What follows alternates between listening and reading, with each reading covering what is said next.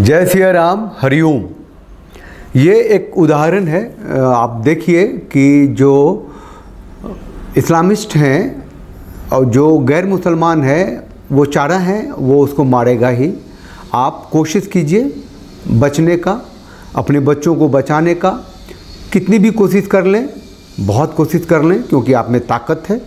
आप जो हैं लड़ सकते हैं उससे, लेकिन उसकी अगर ताकत आपसे कम भी है तो वो बना ही है। उसका मज़हब है आपको खाना, आपको काटना, आपको ख़त्म करना, आपको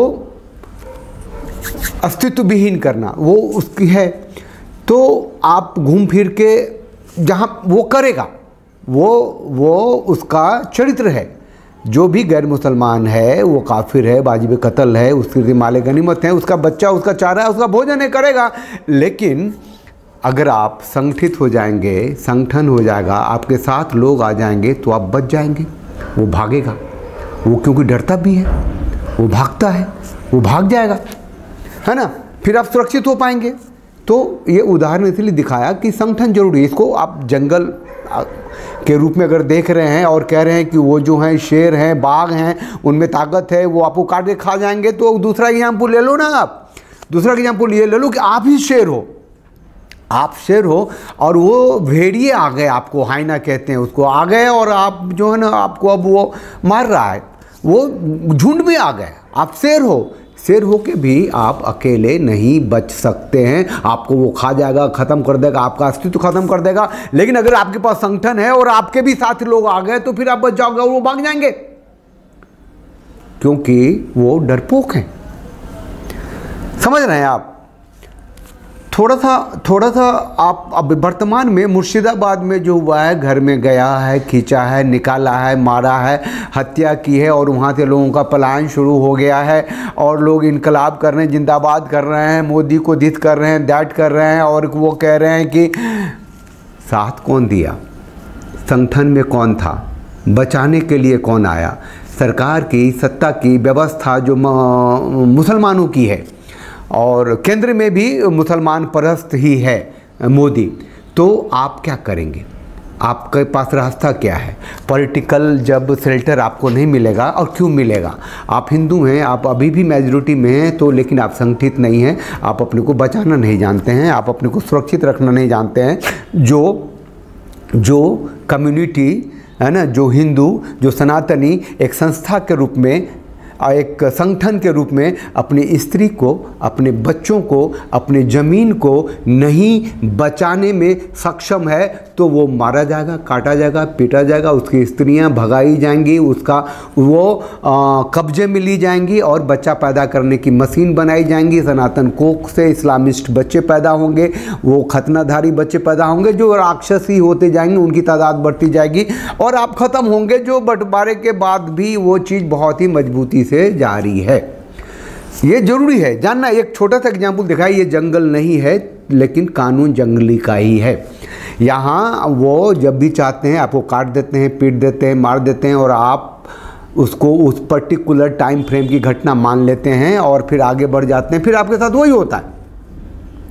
आपके घर में आप खुद सुरक्षित कैसे रहेंगे, परिवार के तौर पे कैसे सुरक्षित रहेंगे, ये जानना बहुत ज़रूरी है। ये मंथन करना बहुत ज़रूरी है, पड़ोसियों से बात करना बहुत ज़रूरी है। आप मरेंगे, इसकी गारंटी है।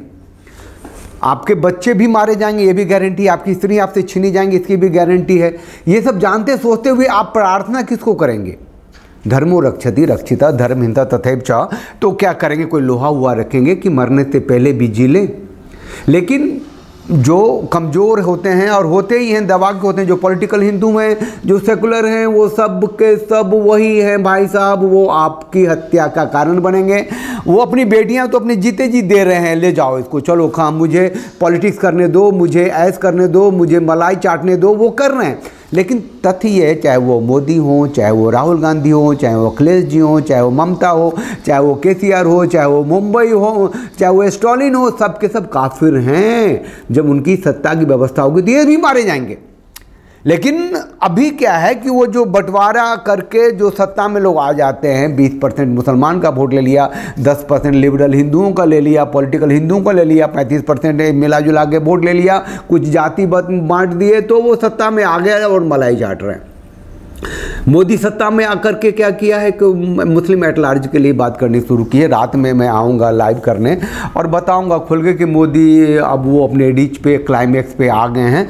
अब उन्होंने हिंदुओं की सत्ता को जड़ से मिटाने के लिए जो कुछ भी हो सकता है उन्होंने करना शुरू कर दिया है। और पसमानदा मुसलमान भारत के बंटवारे में नहीं थे, उन्होंने साबित करना शुरू कर दिया है। वो चंद मुसलमान थे, है ना।